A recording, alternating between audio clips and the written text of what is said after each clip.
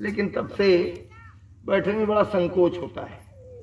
इस मंच पर तो उस व्यक्ति को बैठना चाहिए जो काम, क्रोध, लोभ, मोह, अहंकार सब दुर्गुणों से बिल्कुल रहित हो गया हो।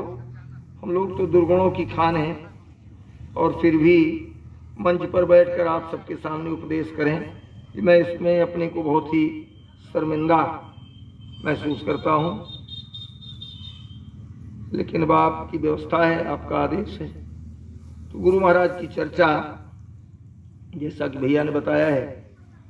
देखो प्रेमी भाई बहनों, परम पूज्य स्वामी जी महाराज ने अपना दिव्य अलौकिक संदेश देते हुए हम सब लोगों को इस बात का ज्ञान कराया कि ये देश अपना नहीं है, ये परदेश है, ये काल भगवान का देश है।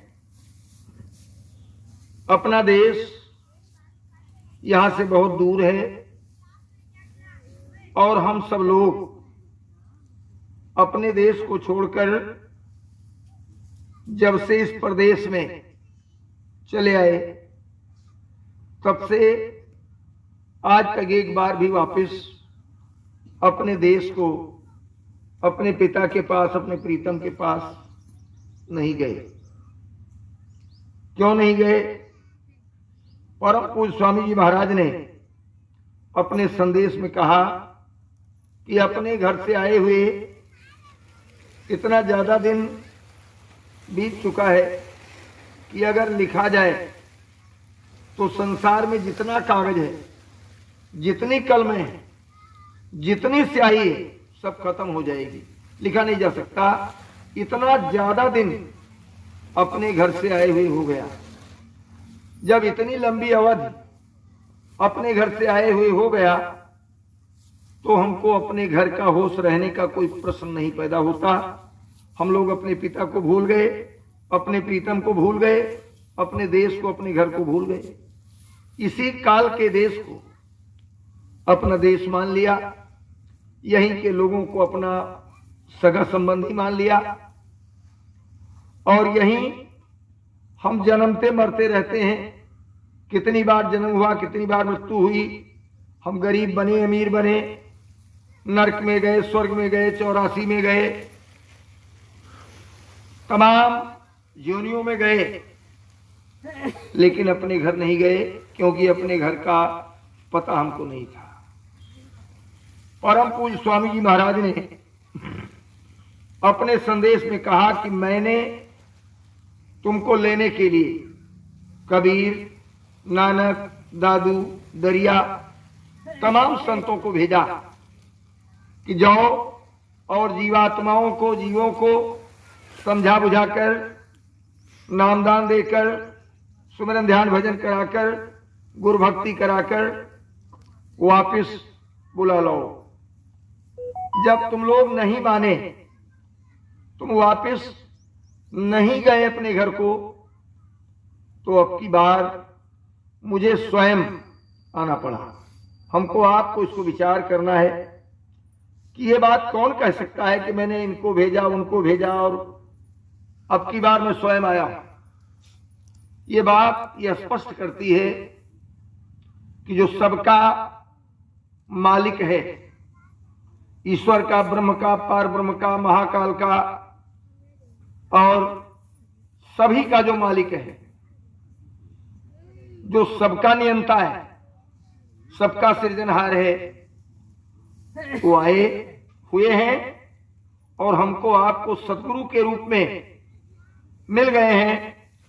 ये हमारी आपकी भाग्य की जितनी सराहना की जाए वो कम है, वो कम है, सराहना की ही नहीं जा सकती।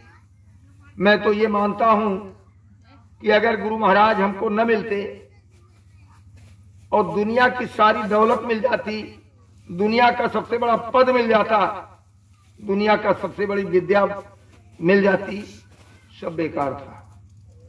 गुरु महाराज मिल गए तो सब कुछ मिल गया।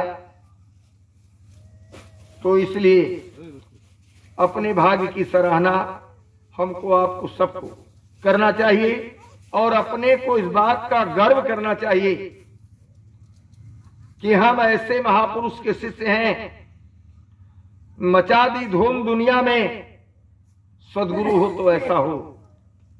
किया ब्रह्मचर्य का पालन, जगत का स्वार्थ सब त्यागा, जगाया सोए भारत को, सद्गुरु हो तो ऐसा हो। ऐसा मालिक हमको आपको सद्गुरु के रूप में प्राप्त हुआ। और उन्होंने ये बात कही है कि आप बराबर, अगर बराबर सुमिरन ध्यान भजन करते रहोगे,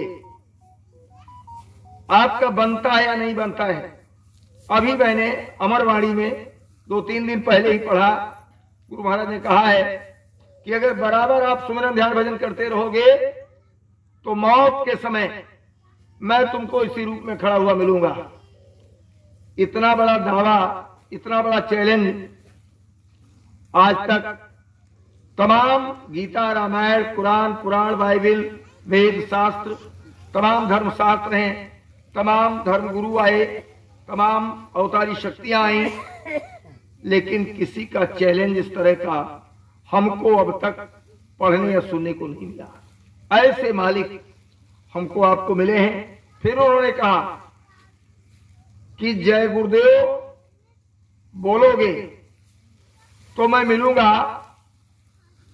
एक बार गुरु पूर्णिमा थी वहां बस्ती में, मुंडेरवा में, तो गुरु महाराज ने कहा कि ये बात तो मैं उन लोगों के लिए कह रहा हूं जो मेरी आवाज को सुन रहे हैं कि जब तुम जय गुरुदेव बोलोगे तो मैं मिलूंगा। और जिनको मैंने नामदान दे दिया है, जिनका हमारा गठबंधन हो गया है, आप जय गुरुदेव नहीं भी बोलोगे तो भी मैं आपको मिलूंगा। ये मालिक उन्होंने ये कहा, उसी अमरवाणी में लिखा हुआ है कि मैंने तुमको नामदान दिया है तो मेरी जिम्मेदारी हो गई तुम्हारे लिए